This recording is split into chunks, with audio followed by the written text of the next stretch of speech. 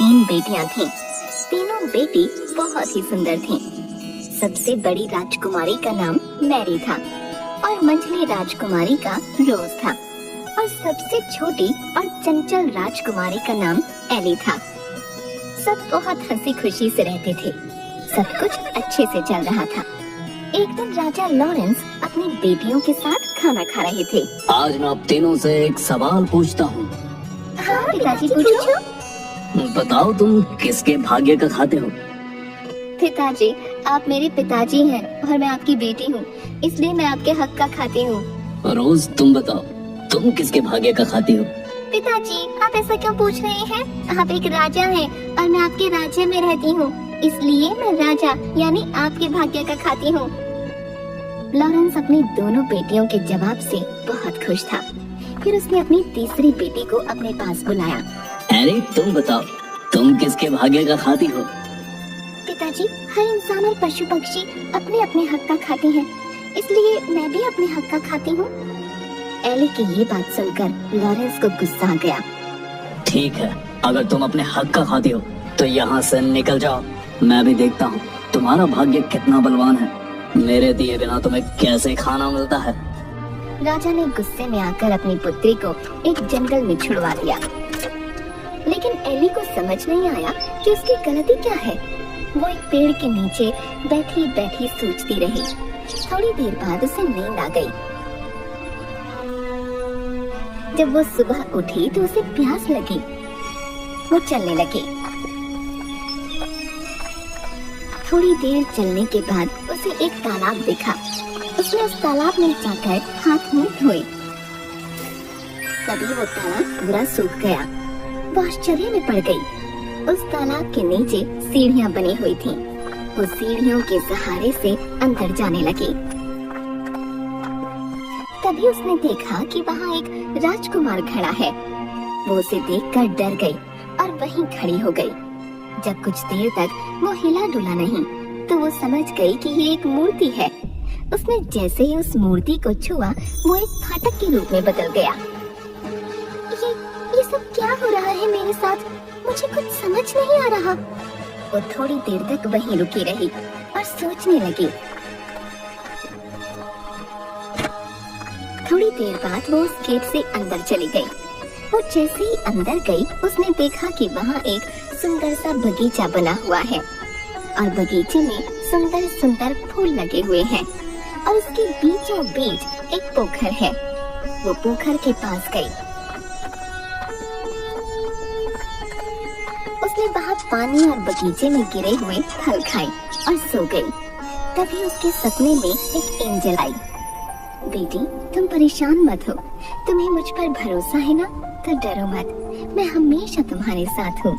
जब तुम जागोगी तुम्हें एक राजकुमार दिखाई देगा। उस राजकुमार को छू लेना। तुम जैसे ही उस राजकुमार को छुओगी वो एक बहुत बड़े दरवाजे में बदल जाएगा। जब तुम उस दरवाजे के अंदर जाओगी तो तुम्हें एक महल दिखाई देगा। तुम उस महल के अंदर चली जाना। अंदर जाते ही तुम्हें 3 कमरे दिखाई देंगे जिसमें 3 सुंदर राजकुमार दिखाई देंगे। वो दिखने में तो एक जैसे होंगे। तुम उन तीनों को छूती हुई आगे बढ़ना। वो तीनों जाग जाएंगे। तब तुम्हें एक कमरा दिखाई देगा।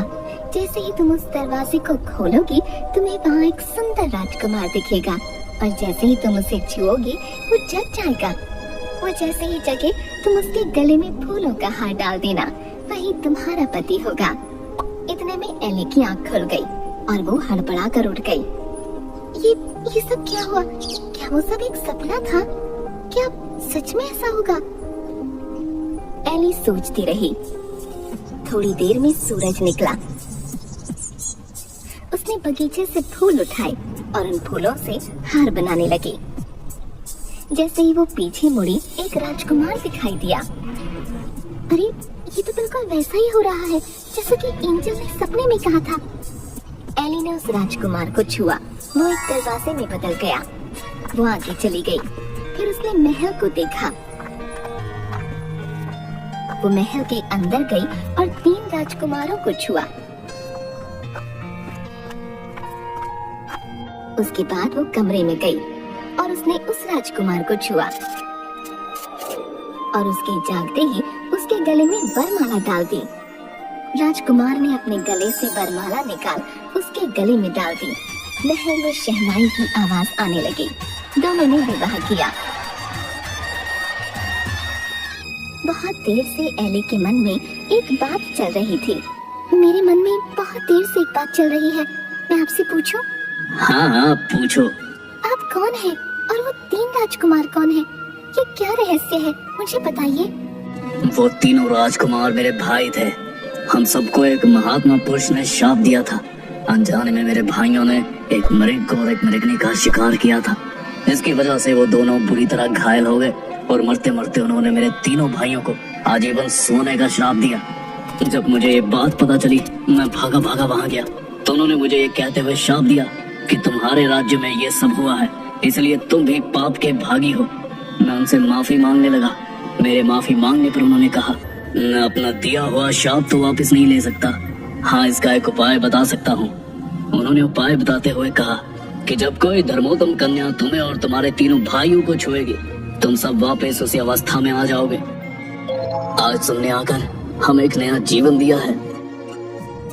राजकुमार की बात सुनकर एली ने भी अपने साथ हुई सारी बात बताई और बताया कि किस तरह बिना अपराध के उसको दंड दिया गया और वो यहाँ तक पहुँची। राजकुमार ने उसे गले से लगा लिया और दोनों खुशी खुशी रहने लगे। थोड़े दिन बाद राजकुमार का राज तिलक किया गया और वो राजा बन गया और एली रानी। दोनों राज करने लगे।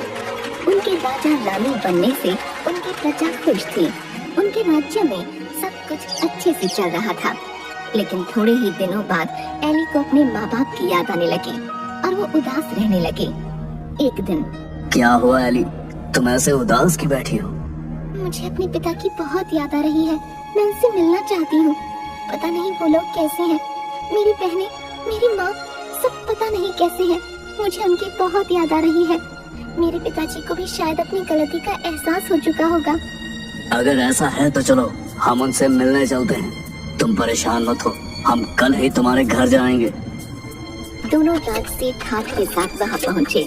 जब लॉरेंस ने देखा कि कोई राजा उनके राज्य की ओर अपनी सेना और हाथी घोड़ों के साथ आ रहा है तो वो डर गए। लेकिन वो कुछ नहीं कर सकते थे क्योंकि उनका अपना सारा खजाना खाली हो चुका था और उनके दोनों दामाद उनसे राज्य में हिस्सा मांग रहे थे।